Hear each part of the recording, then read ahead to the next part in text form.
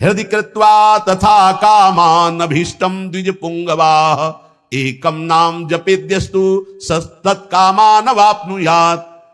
जो हृदय में कामनाएं भी रखते हैं भोगों की, यदि वो मेरी बात पर श्रद्धा कर ले कि एकमात्र नाम जप पर ध्यान दे, सारी कामनाओं की पूर्ति हो जाएगी।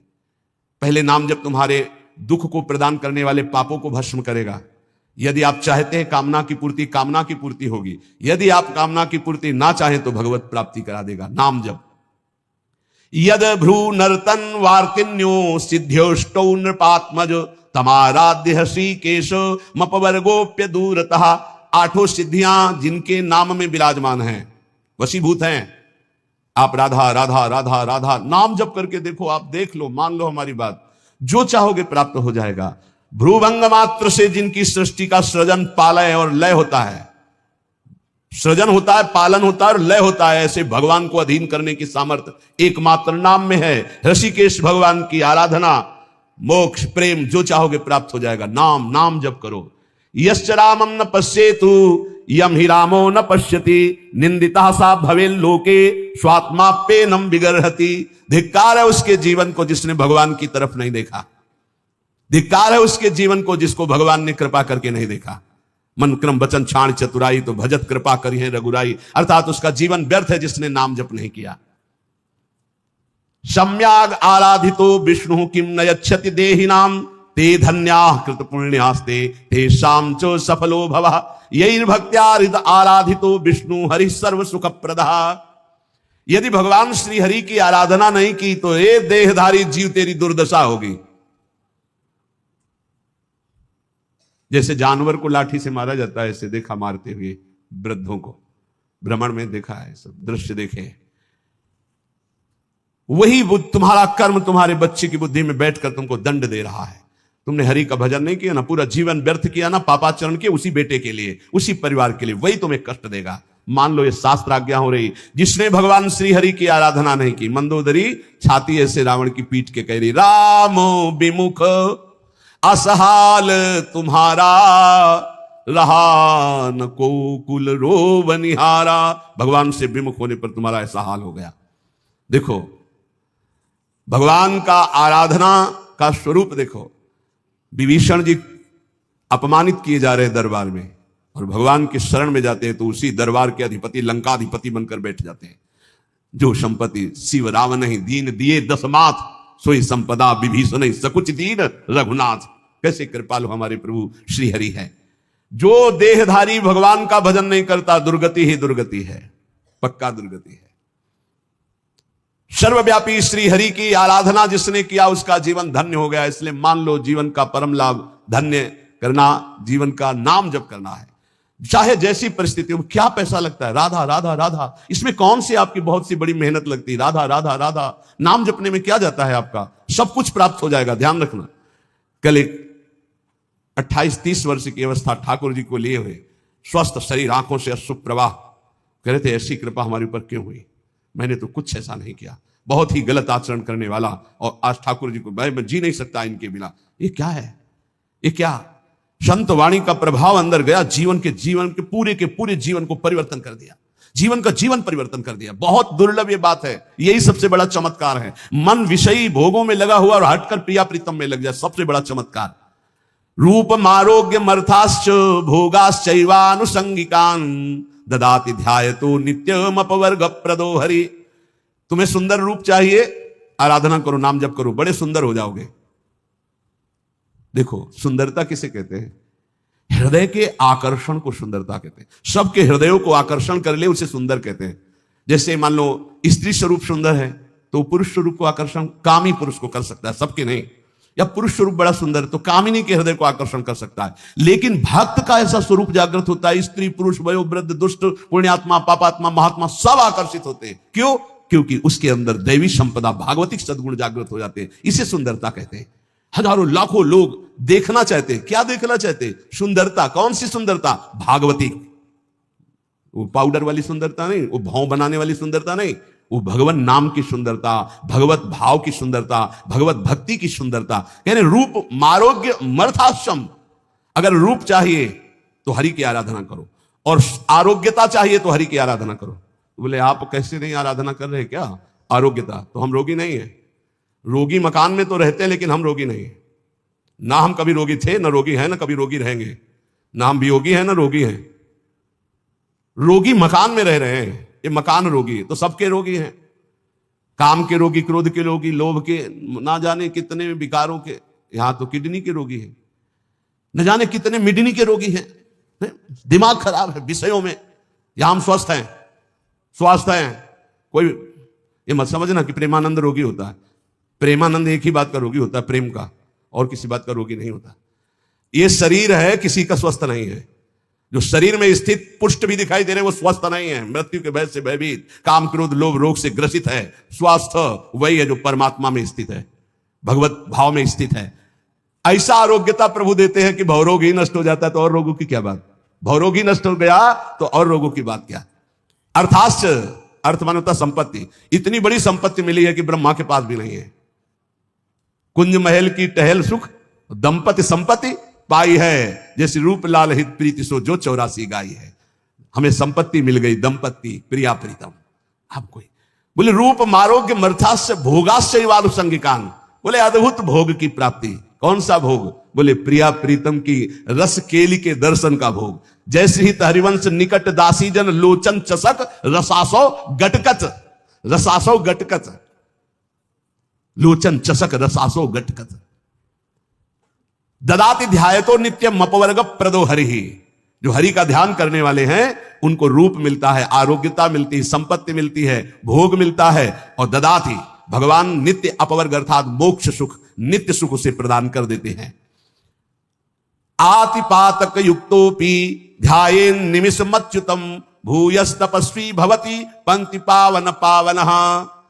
यदि एक क्षण भी ऐसी स्थिति हो जाए कि शरीर का भाव भूल जाए और भगवदाकार वृत्ति, एक क्षण भी, तो इतना महान हो जाता है कि जन्म जन्मांतरों के सारे पाप नष्ट हो जाते हैं और वो पंक्ति की पंक्ति को निष्पाप कर सकता है अगर एक क्षण भी।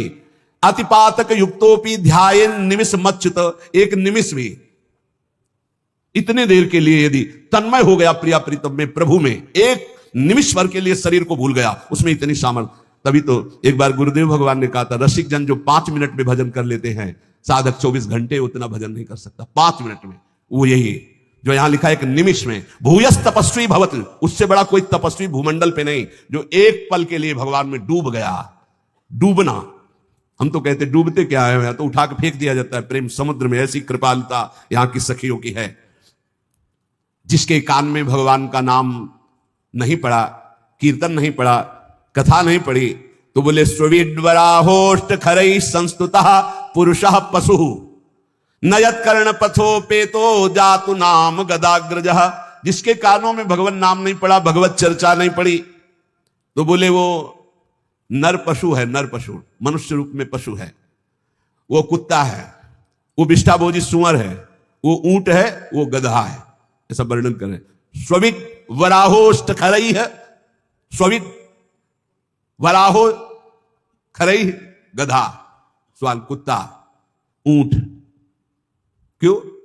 क्योंकि भगवान से विमुख है, तो बोझा ढो रहा है संसार का केवल गधे की तरह, कुत्ते की तरह। जैसे कुत्ता इस भोग से उस दरवाजे में खाने, ऐसे भोगों में भटक रहा है केवल। जैसे ऊंट है ना, कांटे की वस्तुएं खाने में बहुत अच्छा लगता है, ऐसे गंदे विषयों को भोगने में केवल अच्छा समझता है। जिसके कानों में भगवत चर्चा नहीं गई, जिसने अपनी जबान से भगवत नाम कीर्तन नहीं किया, वो पशु से भी गया गुजरा है। मनुष्य के कान बने हुए भगवत चर्चा सुनने के लिए, जबान मिली हुई है भगवत प्राप्ति के लिए। खूब नाम जप करे, नाम कीर्तन करे। कृपन देई पाई परो बिनु साधे सिद्धि होई, सीतापति सन्मुख समुझ जो की जय शुभ सोई। इसलिए मेरी बात मानो, पाए पर जाओ भगवान के, अर्थात भगवान की शरण में हो जाओ, सारी सिद्धियां अपने आप आ जाती है शरणागत के हृदय में। ये बात मान लो, मान लो, तुम्हारे किए नहीं होगा, प्रभु की शरण में हो जाओ। राम ही डरु करु राम सु ममता प्रीति प्रतीति, तो तुलसी निरुपति राम को भय हारे हूं जीती। यदि भगवान का तुम्हारे हृदय में डर हो गया कि सर्वत्र भगवान मुझे देख रहे हैं, मैं कहां पाप करूं, कोई जगह ऐसी नहीं जहां मुझे भगवान नहीं देख रहे, तो बोले अगर ये प्रभु का डर आ गया और प्रभु की शरण में हो गए, तो हार भी जाओगे तो जीता देंगे भगवान, हार भी जाओगे तो जिता देंगे। तुलसी निरुपति राम को भय हारे हो जीत, हार भी गए तो जीत जाओगे। इनका स्वभाव है जन अवगुण प्रभु मान न काऊ, दीन बंधुवती मृदुल स्वभाव। ऐसा स्वभाव कि एक बार शरण में हो गए तो तुम्हारा नाश नहीं होने देंगे, चाहे जितना पतित हो जाओ वो तुम्हारा उद्धार करके ही छोड़ेंगे, वो पतित पावन है। वेद पुराण संत मत एहू, सकल सुकृत कर फल राम सनेहू। समस्त साधना का फल है प्रभु के नाम में प्रेम हो जाए, प्रभु के चरणों में प्रेम हो जाए। इसलिए विनिश्चितम बदामि ते नान्यथा वचांसि में हरिम नरा भजन्ति एति दुस्तरम तरन्ति ते। मैं तुम्हें सब शास्त्रों का निश्चित सिद्धांत बता रहा हूं, मेरी बात झूठ मत मानना। जो हरि का भजन करते हैं वो समस्त दुखों से भव सागर से पार हो जाते हैं। और हरि का भजन उसी के हृदय में होता है जो हरिजनों से प्रीति करता है, हरि भक्तों से प्रीति करता है। ये परिचय संतों की, रसिकों की वाणी से प्राप्त होता है। धन्य है उनका जीवन जिनको संत समागम मिला। संत वचन के अनुशीलन से होती निर्मल मति है, श्री हरि के चरणों में जिससे बढ़ती अविचल रति है। रीझ उसी से भक्त जनों के बश होते बनवारी, दर्शन दे राधा प्यारी संहरते बाधा भारी। जब प्रेमी रसिकों के वचनों का श्रवण करने का सौभाग्य मिलता है तो प्रिया प्रीतम के मिलने की चाह प्रकट हो जाती है। ऐसे तो संत भगवान संपूर्ण देश में विराजमान हैं। सबई सुलभ सब दिन सब देशा, सुलभ हैं, पर इनको पहचानना बहुत कठिन है। संतों की कोई दुकान नहीं होती है, और ना कोई, जैसा लिखा है, ना कोई उनके साइन बोर्ड होते हैं जिससे उनकी योग्यता पहचान ली जाए। जो दुर्भागी जन होते हैं, कभी कभी भगवान की कृपा से उनको भी संत संग मिलता है। दुर्भागी खलऊ करें भली पाय सुसंगु, पर मिटे न मलिन स्वभाव भंगु। वो खल दुष्ट स्वभाव वाले लोगों को भी भगवान अवसर देते हैं, संत समागम जाओ, पर वो देखने, सुनने, मनन करने की योग्यता न रखने के कारण वो और कुछ देखते हैं और निंदा करके अपने दुर्भाग्य को और पुष्ट कर लेते हैं। हम यहां वार्ता कर रहे हैं सत्संग से परम लाभ लेने वाले श्रद्धालुओं की। सत्संगति दुर्लभ संसारा, निमिष दंड भरी एक उबारा। यदि एक बार भी संत का संग पलक झपकने भल के समय को मिल जाए तो जीवन का परिवर्तन निश्चित होगा। संत संग की पहचान जीवन का परिवर्तन हो जाना। पर प्रायः ऐसे संतों का संग प्रायः नहीं मिलता। बहुतायत होती है संत के भेष में वासनाओं की पूर्ति करने वाले असंतों की। लिखा हम बोल रहे हैं। कभी कभी तो ऐसा कि संत के भेष में घोर पाखंड पाया जाता है, जिससे बड़ा भ्रम, बड़ी वंचना सतमार्ग की हो जाती है। इतना संदेह पैदा हो जाता है कि सौभाग्यवशात यदि कहीं सच्चे संत मिल जाए तो उन पर भी श्रद्धा नहीं हो पाती। ऐसा झकझोर दिया जाता है। जन्मार्जितानि पापानि नाशमायन्ति यस्य वै सत्संगतिर भवेत् तस्य नान्यथा घटते हिस्सा। बहुत जन्मों के जब सुकृत एकत्रित होते हैं, भगवान की कृपा करुणा बरसती है, तब संत संग का संयोग बनता है, हमारी श्रद्धा वहां समर्पित होती है। सत्संगो दुर्लभो अगम्यो अमोघश्च। अगर एक बार विशुद्ध संत मिल जाए, पर मिलते भगवत कृपा से हैं, तो सच्ची कहते हैं उसका सारा काम बन जाएगा। सच्ची बात है, दोबारा फिर लिखा, सच्ची बात है। उस संत की प्राप्ति का मतलब है भगवत प्राप्ति। उस संत के संग का मतलब है भगवत साक्षात्कार। सच्चे संत का मतलब यह है कि तुम्हारा संसार का चक्र नष्ट हो जाएगा। निगमागम पुराण मत एहा, कहीं सिद्ध मुनि नहीं संदेहा। संत विशुद्ध मिलहि परि तेहि, चितवहि राम कृपा करि जेहि। निगम आगम पुराण समस्त शास्त्र सिद्ध मुनियों सबका एक मत है कि विशुद्ध संत उसे ही मिलते हैं जिस पर भगवान की कृपा कोर हो गई है। यद्यपि सब पर भगवान की कृपा है, सब पर मोरी बराबर दया, पर जो माया के खिलौनों में मगन है उन्हें गोद में बैठाने के लिए भगवान विकल नहीं होते। पर जो इन खिलौनों से थोड़ा भी ऊब करके भगवान को पुकारा तो कृपा की वर्षा कर दी और महापुरुषों का संग दे दिया। यदि ऐसे संतों का संग मिल जाए तो उनकी वाणी, संतों का आशीर्वाद क्या होता है? उनकी वाणी से तुम्हारे हृदय में संपूर्ण पापों का नाश करके संगम प्रकाशित हो जाएगा। कर्म योग, ज्ञान योग, भक्ति योग, इसका संगम प्रकाशित हो जाएगा। कह रहे जहां कर्म की कालिंदी में मिलती भक्ति की गंगा, सरस्वती हुए जहां ज्ञान की गूढ़ अगम्य अभंगा। त्रिविध साधनों की बहती है सुंदर जहां त्रिवेणी, धन्य संतवाणी प्रयाग सी निश्रेयस निश्रेणी। कर्मयोग, भक्ति योग, ज्ञान योग मानो कर्मयोग यमुना जी, और परम ज्ञान योग सरस्वती जो गुप्त रूप में है, और प्रकाशित प्रगट भक्ति योग मानो गंगा जी, मानो गंगा यमुना सरस्वती का संगम। कर्मयोग, भक्ति योग और ज्ञान योग तीनों संत वाणी के द्वारा हृदय में प्रकाशित हो जाते हैं।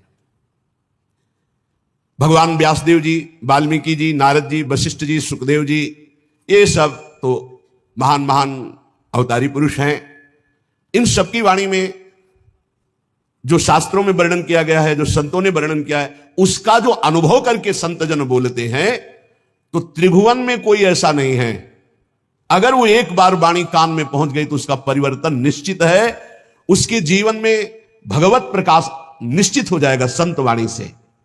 निमिषार्ध, पलक झपकने के आधे समय के लिए भी यदि संत का संग हो जाए तो एक दिन ऐसा आएगा कि उसका मन हठात भगवान के चरणों में लग जाएगा। समय जरूर लगेगा। इसलिए प्रभु से प्रार्थना करो कि मुझे भगवत प्रेमी महात्माओं का संग मिले। प्राय बड़े बड़े संतों ने भी यही मांगा है। अविरल भगति विरति सत्संगा चरण सरोरुह प्रीति अभंगा।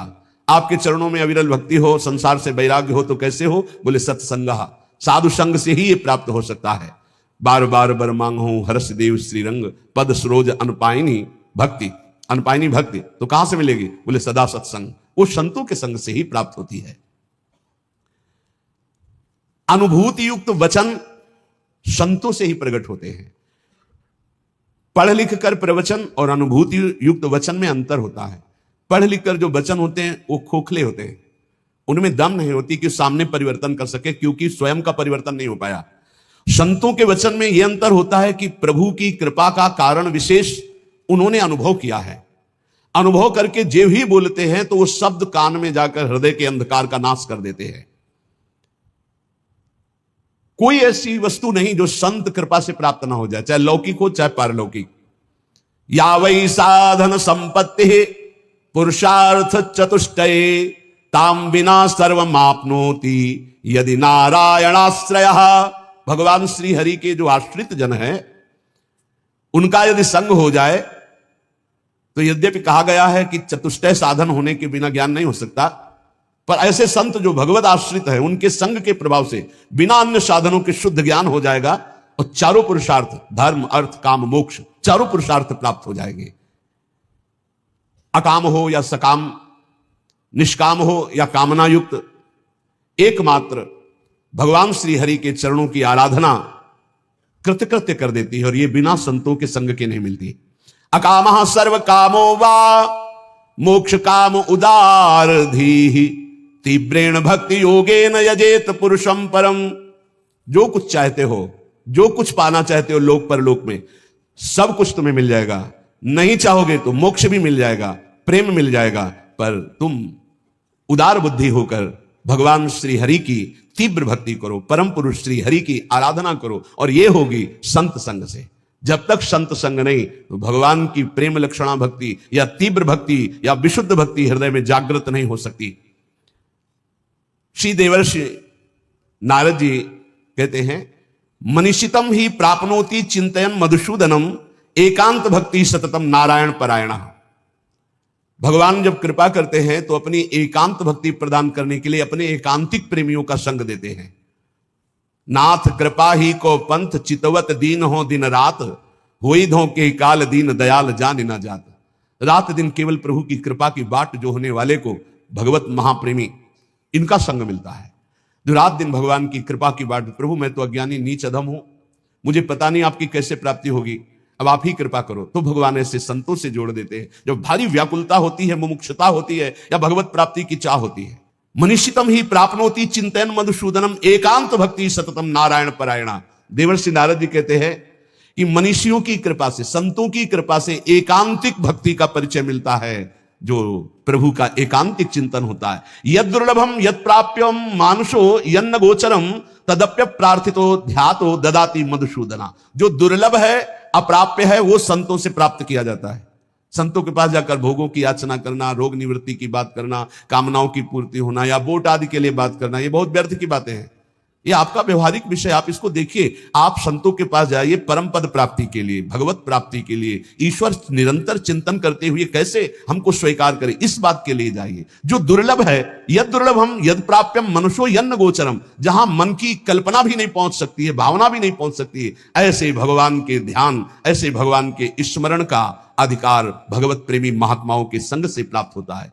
भगवान ने भी श्री अर्जुन जी को जब बताया कि द्रव्य यज्ञ, स्वाध्याय यज्ञ, ब्रह्म यज्ञ, भगवद अर्पण यज्ञ, ये सब यज्ञ हैं, इन श्रेयान द्रव्य मयाद यज्ञास ज्ञान यज्ञ परंतप सर्वम कर्माखिलम पार्थ ज्ञाने परिसमाप्तये। अर्जुन, जितनी भी मैंने यज्ञ वर्णन की, द्रव्यमय यज्ञों से ज्ञान यज्ञ श्रेष्ठ है, क्योंकि ज्ञान यज्ञ में सब कर्म भस्म हो जाते हैं और जीव जीवन मुक्त हो जाता है। ज्ञान यज्ञ में एक होता है कृपा से ज्ञान की प्राप्ति होना, एक होता है साधन से ज्ञान की प्राप्ति होना। जब साधन से ज्ञान की प्राप्ति को होता है तो साधन चतुष्टय अगर नहीं है तो वो अज्ञानी है, चाहे जितना ज्ञान वर्णन कर रहा हो। पहला साधन चतुष्टय है विवेक, दूसरा है वैराग्य, और तीसरे में 6 साधन है, इसे षट संपत्ति कहते हैं। सम दम श्रद्धा उपरति तितिक्षा और समाधान, और चौथा है मुमुक्षुता। ये 4 बातें होने पर ही वो ज्ञान मार्ग का अधिकारी हो सकता है। विवेक, विवेक कहते हैं जिसके अंदर सत असत का ज्ञान हो। सत्य क्या है और असत क्या है? तो वेद कहता है ब्रह्म सत्यम जगन मिथ्या, पूरा संसार झूठा है। सत्य है इसमें तो केवल ब्रह्म है, अन्यथा नहीं। जैसे भगवान शंकर कह रहे, उमा कहूं मैं अनुभव अपना, सत हरिभजन और जगत सब सपना। सपने की तरह मिथ्या, जैसे स्वप्न में कुछ भी सत्य नहीं होता, ये जगने पर पता चलता है, ऐसे ही संसार में भगवान के सिवा कुछ सत्य नहीं है। ये तब पता चलेगा जब तुम्हारे अंदर ज्ञान प्राप्त हो जाएगा, ज्ञान जागृत होगा। पहला है विवेक, सत असत का ज्ञान हो जाना, इसे विवेक कहते हैं। दूसरा है वैराग्य। वैराग्य का तात्पर्य है लोक परलोक के समस्त भोगों से भोगने की इच्छा का त्याग, भोग में सुख बुद्धि का त्याग, समीप भोग होने पर भोगने की न इच्छा होना, इसे वैराग्य कहते हैं। अब षट संपत्ति का वर्णन, बोले षट संपत्ति में सम, मन को इंद्रियों के विषयों से हटाकर अपने लक्ष्य में लगाना, उसे सम कहते हैं। और इंद्रियों को विषयों से हटा करके लक्ष्य पर स्थित कर देना, उसे दम कहते हैं। इंद्रिय और मन पर विजय प्राप्त करने को समदम कहते हैं। सम और दम। फिर श्रद्धा, शास्त्र और गुरु के वचनों में बिल्कुल ज्यों का त्यों विश्वास हो जाना, उसे श्रद्धा कहते हैं। फिर उपरति, उपरति कहते हैं जैसे हमारे अंदर भोगने की इच्छा है पर मैं भोगूंगा नहीं क्योंकि भगवत प्राप्ति करनी, इसे कहते हैं त्याग। भोग सामग्री है पर भोगने की इच्छा ही नहीं, इसे कहते हैं वैराग्य। पर कोई भोग सामग्री है ऐसा बोध ही न रह जाना, इसे उपरति कहते हैं। ज्ञान प्राप्ति के लिए त्याग वैराग्य से बढ़कर उपरति की आवश्यकता है। उपरति, वृत्तियों का किंचन मात्र भी कोई भोग है ऐसा ज्ञान न रह जाना, उपरति कहते हैं। भोग है ऐसा ज्ञान ही न रह जाना।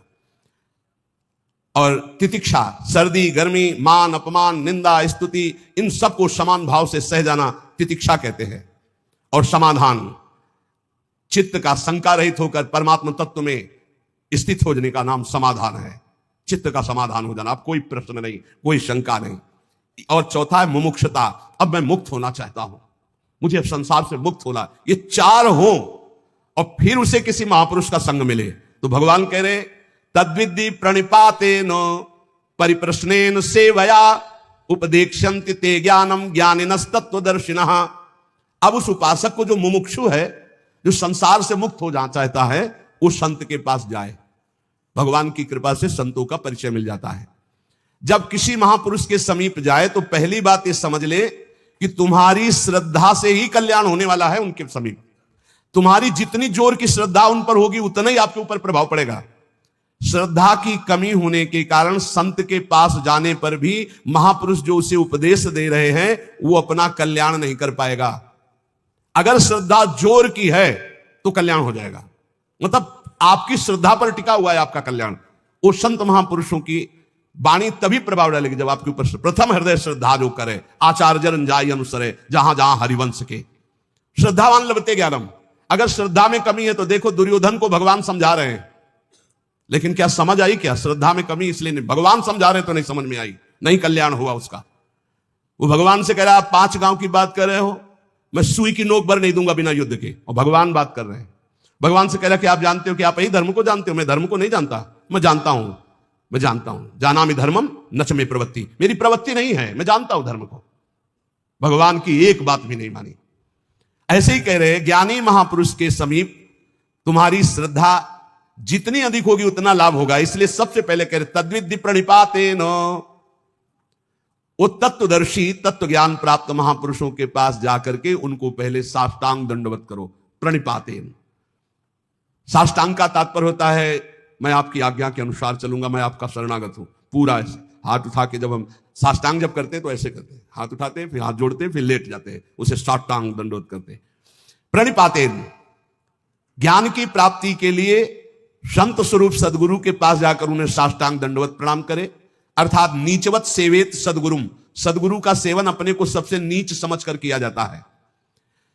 अपने शरीर से गुरु का कभी निरादर तिरस्कार ना होने पाए, इसलिए जब गुरुदेव सामने हो तो नम्र हाथ जोड़कर सरलता पूर्वक उनके सामने पेश हो। जिज्ञासु मुमुक्षु उपासक को चाहिए कि उन गुरुदेव भगवान को सेवा के द्वारा प्रसन्न कर ले। अपने आप को उनकी आज्ञा के अधीन करना ही उनकी प्रसन्नता है। इसीलिए भगवान कह रहे सेवया, पहले प्रणिपातेन फिर सेवया। वैसे सेवा शब्द से तत्काल बुद्धि सबकी आती है कि वस्तु पदार्थ हाथ पैर दबाना, ये सब गुरु सेवा के अंतर्गत। इसका मतलब गुरु सेवा केवल यही नहीं है, सेवा का एक बाहरी अंग है। गुरुदेव को अपना शरीर प्रिय नहीं जितना उनके वचन प्रिय, सिद्धांत प्रिय है। जो उनके शरीर की सेवा करे और सिद्धांत की अवहेलना करे तो कभी सेवा नहीं मानी जाएगी। और यदि शरीर सेवा ना मिले और केवल उनके हम सिद्धांत का पालन कर रहे हैं तो गुरु प्रसन्न हो जाएंगे, गुरु की सेवा बन गई। संत महापुरुषों की सबसे बड़ी सेवा है उनकी आज्ञा के अनुसार अपना जीवन बना लेना। सुन लीजिए, भगवान की बात है। संत महापुरुषों की सबसे बड़ी सेवा, गुरुजनों की सबसे बड़ी सेवा उनकी आज्ञा का पालन करना।